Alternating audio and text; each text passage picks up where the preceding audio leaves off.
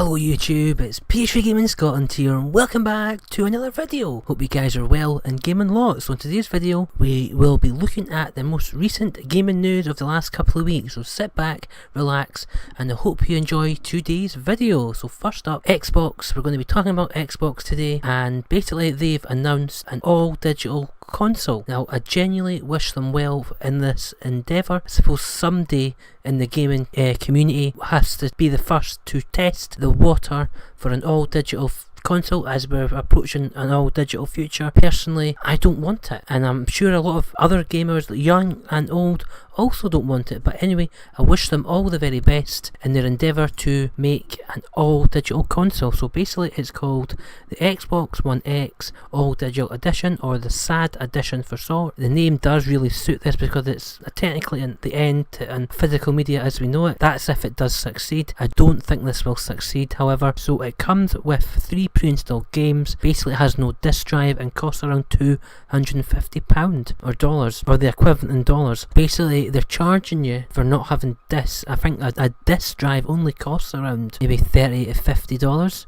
or 30-50 quid. I think the price is too much, and they are alienating a lot of gamers with this new console. The only way I can see this ever selling is early adopters or really hardcore gamers getting all the consoles to date. But I think this does alienate a lot of gamers that are collectors, have really bad internet, or just don't want to play their games digitally.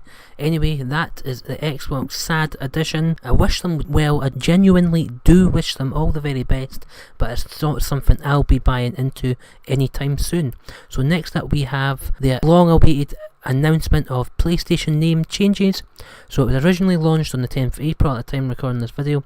So this allows players to change their online IDs, but it comes with some major issues. So I will leave the PlayStation blog for more information down below in the video description for you guys to read it before you change your name, or if you're thinking about changing your name, I would suggest you read that first. It's got more information and it's got an FAQ, a lot of questions and answers about all the games that work. There's a lot of games that don't work, and PS3 and Vita games don't work. So anyway, that is the PlayStation name changes. I personally won't be changing my PlayStation name because a lot of people know me as that online name, and it's a lot of history I've got with it, and I genuinely at the time picked a name that I wanted to stick with because I knew it was permanent. So that's the name I've picked, and that is why I won't be changing my name. Anyway, that is that. And finally, we're going to end today's video. Biggest news in a very long time. Sony have announced the PlayStation 5 details in a recent interview with Wired, which I will leave down in the video description below.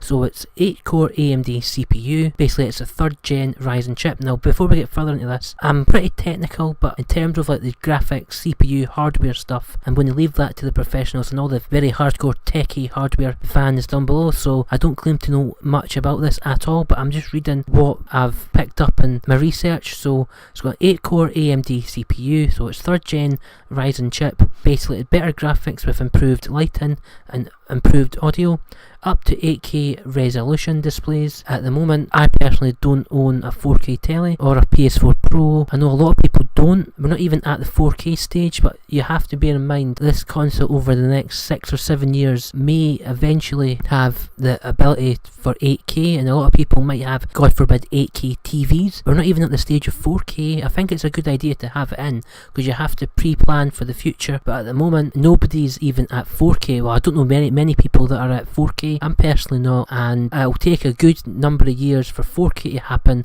and then for 8K. So I think this feature might become not used initially, but it's good to have it in the console nonetheless. Backwards compatible with PS4 games. We sort of knew this would be possible because the PS4 architecture is very similar to what we know of the PS5 architecture, so it wouldn't seem very difficult to play PS4 games on 5, but I do want it to go further than that. I don't think initially at launch it'll just be probably PS4 games, which is absolutely brilliant because I've got a lot of PS4 games I still want to play and buy, so that would be good to play them on PS4 and 5, but I want to see it go further for PS3, 2 and 1 games as well. I think it'd be absolutely fantastic if the PS5 was like a legacy console and you could just pick up your PS1 games and stick it in the console. That would be absolutely incredible, but I do think they'll have trouble with the PS3 games, making sure they are compatible with PS4 PS4 and also PS5, because PS3 had a very strange architecture, and even the developers said that it was very difficult to make games for it. But anyway, backwards compatibility is a massive bonus and something that they really had to do.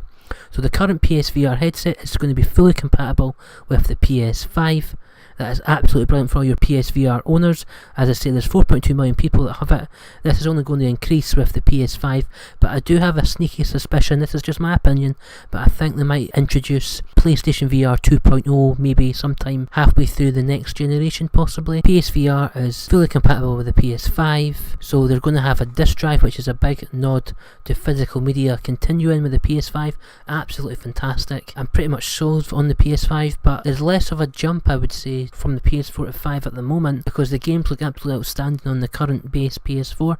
But anyway, I probably will be getting the PS5 when it comes, so looking more into this then. So it's going to have a solid state hard drive, SSD drive, so that's for flash based memory, so it's going to improve load time. So they did a test on, was it Spider-Man PS4, and if you're travelling around the map, it normally takes around 1.5 to 2 seconds, and they got this down to under 1 second at 0.8 of a second, which is absolutely incredible. So hopefully the load times will drastically improve with this new SSD feature, and it's going to be coming out 2020, so that's what I was kind of thinking. Holiday 2020 would be a sort of ideal time for the PS5 launch. To be honest, that does seem an ideal time, but for me personally, I'm still enjoying the PS4 and all the games that it has to offer. And as I said, I still want to play a lot of games. I've got a lot of games on the horizon, and I would be quite happy if the PS5 actually came out in like 2 or 3 years beyond 2020, because I still think we're really in the peak of the PS4 and there's still loads of games to be coming out for it. Finally, we're going to talk about the price. Mark Carney did say, and I quote, "It's going to be appealing to gamers. I just hope they don't make the same disaster of a mistake that it was the PS3 launch price between £500 to £600, which is a shit ton of money. Even if they go at the normal price between £350 to £400, that is better. It's still a lot of money though, however, and in some ways, if they did increase the price to £500-600, which I don't think they would do, it would give people the time to play a good few more games before they did eventually get the PS5, or they may have to put the PS5 off at launch until the price does drop, because we do know launch titles aren't the best with these new consoles, but the ball is in Sony's court. So, but anyway, that's my own thoughts on that. So that is today's video. Xbox announces the Xbox One S All Digital Edition. PSN name changes are finally out, and also we have received new details on the PS5.